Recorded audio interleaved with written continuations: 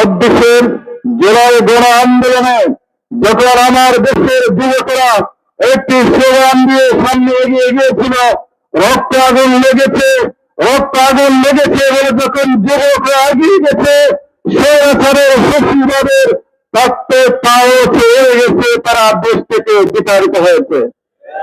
তাই আজকে সে আন্দোলনের নেতৃত্ব দিয়েছে বাংলাদেশের যুবকেরা।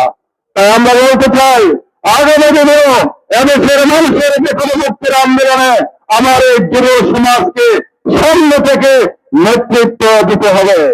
প্রিয় যুবক ভাইরা, 24 গণ আন্দোলনের মধ্যে দিয়ে হাজার হাজার যুবকের বুকের তাজা রক্তের বিনিময়ে যে নতুন বাংলাদেশ আমরা পেয়েছিলাম, সেই নতুন বাংলাদেশ আবারও পথ হারাতে শুরু করেছে। আমরা নতুন ভাবে শহীদের রক্তস্রোত বাংলাদেশে ফ্যাসিবাদের পদবেদনে আমরা শুনতে পাচ্ছি। আমাদের আমির জামাত সেজন্য আপনারা জানেন, তিনি আহ্বান জানিয়েছেন প্রয়োজনে আরেকটি বিপ্লবের জন্য তৈরি হতে হবে।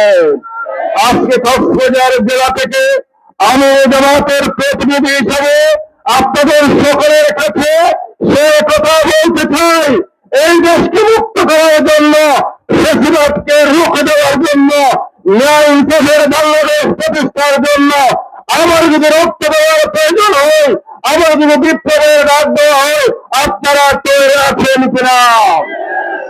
আজকে কক্সবাজারের যুব সমাজ অঙ্গীকার ব্যক্ত করেছে।